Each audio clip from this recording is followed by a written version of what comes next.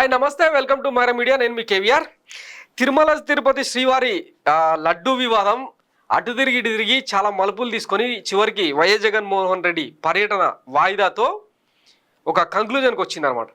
ఈ నేపథ్యంలో తిరుమలలో అంటే జరగని కల్తీని ఆ నెయ్యి ట్యాంకర్లను కనీసం అనుమతి కూడా ఇవ్వని టీటీడీ ఆ లడ్డూలో ఎట్లా కలిసిందో కూడా తెలియదు ఎవరికి.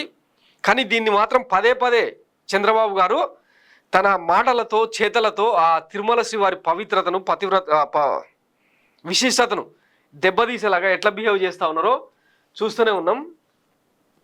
దేవుడికి ఎలాంటి అపచారం ఆ గీ అయితే వాడారు, ఎక్కడ వాడారు అనేది ఇంకొక విషయం. గీ అయితే వాడారు. కడాన మీరు ఒకసారి చూస్తే లడ్డు ప్రసాదం నాసి రకం నెయ్యి వాడారు. మీరు వాడతారా అని మిమ్మల్ని అడుగుతున్నా. దేవునికి పెట్టినప్పుడు ఆవు నెయ్యి వాడతారా లేదా అని మిమ్మల్ని అడుగుతున్నా. నాసి రకం, వెజిటబుల్ ఫ్యాట్ అని, ఎనిమల్ ఫ్యాట్ అని, అలాంటివన్నీ దాన్ని కల్తీ నెయ్యి తీసుకొచ్చి వాడారంట. కానీ ఎక్కడ వాడారో తెలియదు, అది వేరే విషయం అంట. ఇట్లా పగలు మిట్ట మధ్యాహ్నం అబద్ధాలని ఇట్లా వల్లవేయడం ఈయనకు తప్పిస్తే ఈ ప్రపంచంలో ఎవ్వరికి కూడా సాధ్యం కాదు. అందుకే ఆయన గోబెల్స్ బాబా అని కూడా అంటూ ఉంటారు, అది వేరే సంగతి. సో తిరుమలలో అంటే జరగని దాన్ని జరిగినట్టుగా చూపించే ప్రయత్నంలో భాగంగా వీళ్ళే సెల్ఫ్ గోల్స్ వేసుకున్నారు. ప్రాయశ్చిత్త దీక్ష పేరుతో డిప్యూటీ సీఎం పవన్ కళ్యాణ్ గారు ఎన్నెన్ని స్టంట్స్ చేసిరో చూస్తూనే ఉన్నాం. ఈ నేపథ్యంలో అంటే లడ్డు వివాదాన్ని ఇక ఏదో ఒకలాగా చేసి డైవర్షన్ చేసి ఇక విశాఖ స్టీల్ ప్లాంట్ ప్రైవేటీకరణ తెర వెనుకల జరిగిపోయింది, అది సెయిల్లో కలిపేసేలాగా చర్యలు చేపడతా ఉన్నారు. తర్వాత విజయవాడ వరద బాధితులకు సంబంధించిన సాయం కూడా ఎటుగల్లంత అయిందో తెలియదు. ఇట్లా చెప్పుకుంటూ పోతే ఈ కూటమి సర్కార్ 100 రోజుల పాలనలో అన్ని సమస్యలకు ఏకైక ఏజెండాగా ఈ డైవర్షన్ పాలిటిక్స్ను తెర మీదకి తీసుకొచ్చారు. అది బెడిసి కొట్టడంతో ఇప్పుడు డిక్లరేషన్ వివాదాన్ని తీసుకొచ్చి ఆంధ్రప్రదేశ్ ప్రజల నెత్తిన మీద పెట్టిరు అనమాట. ఆఖరికి నిన్న వైఎస్ జగన్మోహన్ రెడ్డి ఏం చెప్పిండు, 2004 నుంచి 2009 మధ్య తన తండ్రి వైఎస్ రాజశేఖర రెడ్డి శ్రీవారికి బ్రహ్మోత్సవాల రూపంలో పట్టు వస్త్రాలు సమర్పించినప్పుడు, తర్వాత తాను ముఖ్యమంత్రిగా ఉన్నప్పుడు 5 సార్లు పట్టు వస్త్రాలు సమర్పించిన సంగతి ఇవన్నీ తెర మీదకి తెచ్చారు. మరి అప్పుడు రాని వివాదం, అప్పుడు లేని డిక్లరేషన్ వివాదం ఇప్పుడు ఎందుకు? పైగా 2009లోనే ఎంపీ హోదాలో వైఎస్ జగన్మోహన్ రెడ్డి డిక్లరేషన్ మీద సంతకం పెట్టి శ్రీవారిని దర్శించుకున్నాడు. 2019లో ఎన్నికలకు ముందు జరిగిన పాదయాత్రకు ముందు ఒకసారి, పాదయాత్ర ముగిసిన తర్వాత మళ్ళీ ఒకసారి తిరుమల కొండకి ఎక్కి శ్రీవారి ఆశీస్సులు తీసుకున్నారు. తర్వాత ఆయన ముఖ్యమంత్రి అయినారు.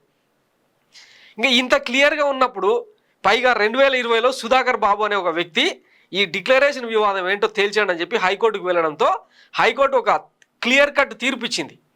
భట్టు దయానంద్ అనే చీఫ్ జస్టిస్ ఒక్కసారి సంతకం పెడితే జీవితకాలం పెట్టినట్టే అని చెప్పి ఆయన తన తీర్పులో క్లియర్గా వెల్లడించిన తర్వాత మళ్ళీ ఈ డిక్లరేషన్ వివాదం ఏంటి, ఇది సరిపోదన్నట్టు నిన్న వైఎస్ జగన్మోహన్ రెడ్డి పర్యటన అయిపోయిన తర్వాత ఏం చేసిరు, అక్కడ పెట్టిన బోర్డులన్నీ తొలగించే ప్రయత్నం చేసిరు అనమాట. ఇదిగో ఇది అది తిరుమల తిరుపతి దేవస్థానం తిరుపతి భార్య, మూడవ భార్య అన్నారావు గారు ఇదే హోంమంత్రి. ఇదిగో హైందవేతరులు ఆలయ ప్రవేశం గురించి అని చెప్పి ఇక రూల్ నెంబర్ 136లో భాగంగా ఖచ్చితంగా అన్యమతస్తులు ఎవరైనా సరే తిరుమలకు వచ్చేటప్పుడు ఈ డిక్లరేషన్ చూపించాలి, ఆ డిక్లరేషన్లో సంతకం చేయాలని చెప్పి బోర్డులు పెట్టినారు. మరి ఇన్ని రోజులు అది గుర్తుకు రాలేదా? వైఎస్ జగన్మోహన్ రెడ్డి పర్యటన సందర్భంగానే ఎందుకు ఇది? సరే, ఆయన పర్యటన రద్దయిపోయింది. ఆయన ప్రెస్ మీట్ పెట్టడంతో ఇక టీటీడీకి సంబంధించిన ఉద్యోగులందరూ కూడా ఈ ఫ్లెక్సీలు తీసేసే కార్యక్రమాన్ని మొదలుపెట్టినారు. ఎందుకంత భయం? లడ్డు వివాదాన్ని తెర మీదకి తెచ్చేది మీరే, కల్తీ జరిగిందో జరగదో తేల్చాల్సింది మీరే. వ్యవస్థలన్నీ మీ చేతుల్లో పెట్టుకొని దోషులు ఎవరో శిక్షించాల్సింది మీరు మీ చేతుల్లో పని పెట్టుకొని వైఎస్ జగన్మోహన్ రెడ్డి మీద బురద వెళ్తే ఎట్లా కుదురుతుంది? ఆ ట్యాంకర్లేమో అసలు లడ్డు పోర్టులోకి వెళ్ళలేదని చెప్పి శ్రీమాన్ లోకేష్ గారు సెలవిస్తారు. ఆయన ట్వీట్ కూడా చేస్తాడు. రిజెక్ట్ అయిన లారీలు ఎన్ని, లోపలికి వెళ్ళిపోయిన లారీలు ఏంది. ఆ ఏఆర్ ఫుడ్ డైరీ వాళ్ళు మొత్తం అంటే ఎప్పుడైతే ఈ టెండర్ను దక్కించుకున్నారో అప్పటి నుంచి వాళ్ళు పంపించిన నెయ్యి ఆ ట్యాంకర్లకు సంబంధించి మొత్తం డాటా మొత్తం పబ్లిష్ చేసారు. ఇంకా ఇన్ని ఆధారాలన్నీ కళ్ళ ముంగట ఉన్నప్పుడు ఇంకా కల్తీ ఎక్కడ జరిగింది? ఇది చాలదన్నట్టు ఇంకా ఈ పచ్చ మీడియా అంతా శ్రీవారి భక్తుల దగ్గరికి వెళ్ళి మూతి ముందర మైక్ పెట్టి అడుగుతూ ఉన్నారనమాట. లడ్డు నాణ్యత ఏమైనా పెరిగిందా, సువాసన వస్తుందా? రాత్రి చేసిన భోజనానికి సంబంధించిన టేస్టే పొద్దుగాల మర్చిపోతాం. అట్లాంటిది 2-3 ఏళ్ల క్రింద నాణ్యత కొరవడిండే ఇప్పుడు మాత్రం సూపర్ ఉంది అని చెప్పిన బయటలు ఇప్పుడు సోషల్ మీడియాలో పెద్ద ఎత్తున ప్రచారం చేసుకుంటా ఉన్నారు. తెలివి ఉన్నది ఎవరు ఎక్కడ మొదలైన జన్మలో ఆడ పాలన 164 సీట్లు ఇచ్చి ప్రజా ప్రయోజనాల కోణంలో సంక్షేమం కోణంలో పాలన సాగించమని చెప్పి మీకు అంత క్లియర్ మ్యాండేట్ ఇస్తే ఈ రాజకీయాలు మీరు చేయాల్సింది అసలు ఏం చేస్తున్నారో మీకన్నా అర్థమవుతుందా? మొత్తం దేశం మొత్తం ఊస్తున్నది ఇప్పుడు. దేశ చరిత్రలోనే ఏ ఒక్క రాజకీయ నాయకుడు కూడా శ్రీవారి లడ్డు వివాదాన్ని తీసుకొచ్చి రాజకీయం చేయలే. అవి కంటిన్యూగా జరిగే ప్రాసెస్. వాటిని ఎప్పటికప్పుడు సంస్కరణలు చేసుకుంటూ ముందుకెళ్ళిండే తప్ప అది ఒక వ్యాపార వస్తువుగా వ్యాపార కేంద్రంగా మారిన సంగతి అందరికీ తెలిసిందే. ఒక్క టీటీడీలో ఆంధ్రప్రదేశ్కి సంబంధించిన వాళ్ళే కాదు, దేశవ్యాప్తంగా బీజేపీ కేంద్ర మంత్రులు సిఫార్సు లేఖలు రాస్తారు. ఇతర పార్టీలు ఎవరు అధికారంలో ఉంటే ఆ పార్టీకి సంబంధించిన వ్యక్తులను టీటీడీ బోర్డులో ఏదో ఒక హోదాలో పెట్టమని చెప్పి సిఫార్సులు రాస్తారు. అట్లా దేశం వ్యాప్తంగా 29 రాష్ట్రాలు 5 కేంద్రపాలిత ప్రాంతాలకు సంబంధించిన ప్రతినిధులు ఉంటారు. ఇంతమంది కళ్ళు కప్పి కల్తీ జరుగుతుందా? ఇవన్నీ పక్కన పెడితే ఈ పర్చేస్ కమిటీలో మీ పార్థసారథిగా ఉన్నది మంత్రి, తర్వాత ఆమె ఎవరు వేమిరెడ్డి ప్రశాంత్ రెడ్డి కదా ఉన్నది. వాళ్ళు గౌరవ హోదాలో ఉన్నప్పుడు వాళ్ళకి తెలియకుండా జరుగుతుందా? జగన్మోహన్ రెడ్డిని దోషిగా చూపించే క్రమంలో మరి వీళ్ళందరినీ కూడా దోషులుగా చూపించాలి కదా. ఒక్కడనే ఎందుకు టార్గెట్ చేయడం? వీటన్నిటికి మాత్రం సమాధానాలు ఉండవు. ఇది మీ నీచ రాజకీయం. ఇది అర్థమైతలేదా? ఇక లేటెస్ట్గా తిరుమల పవిత్రత గురించి ఈయన పుంకాలుగా లెక్చర్లు ఇస్తుండు కదా. ఎప్పుడు పోయినా కాళ్ళకు బూట్లు వదిలేదు లేదు, ఆ సాక్షులు ఇప్పేది లేదు.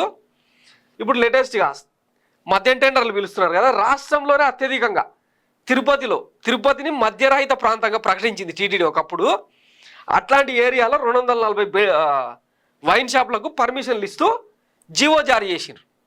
ఇది మీరు తిరుమల పవిత్రతను కాపాడే క్రమం. దీన్ని ప్రజలు తెలియదు, వాళ్ళంతా ఎర్రి పువ్వులు అని అనుకోవడం మీ భ్రమ. దీనికి ఇంకెవడేం చేయలేడు. ఒకసారి ప్రజలు ఏమనుకుంటారు, ఇంటెలిజెన్స్ వ్యవస్థ ఉంటుంది కదా, పోలీస్ యంత్రాంగం ఉంటుంది కదా, ఆ స్ట్రాటజిస్టులు అందరూ మీ సంఖ్యలోనే చేరిండ్రు కదా. అసలు ప్రజలు ఏమనుకుంటారు ఒకసారి వినండి సార్. మీ 100 రోజుల పాలనను ప్రశంసిస్తున్నారా, విమర్శిస్తున్నారా? ఏ కోణంలో అంటే ప్రజలు మీకు ఓటేసిండ్రు, మీకు మ్యాండేట్ ఇచ్చిండ్రు, ఏం కావాలి? అంశాల వారీగా సర్వేలు చేస్తే తెలిసి వస్తుంది కదా. ఈ లడ్డు వివాదాలతో దీంతో ఏం సాధించేది?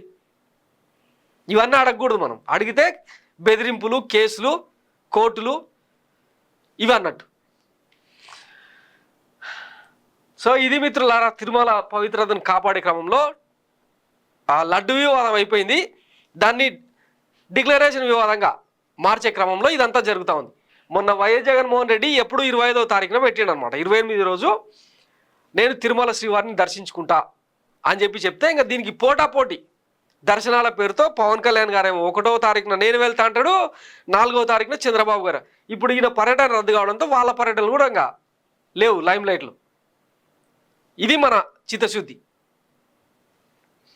164 సీట్ల మ్యాండేట్ ఇచ్చిన తర్వాత 11 సీట్లకు వాళ్ళని పరిమితం చేసిన తర్వాత కూడా ఇంకా రాజకీయాలు చేస్తున్నారు అంటే ఇంకా మీ తెలివేందో మీ పాలన ఏందో ప్రజలకు అర్థమవుతలేదు అనుకుంటే అది మీ మూర్ఖత్వం అవుతుంది.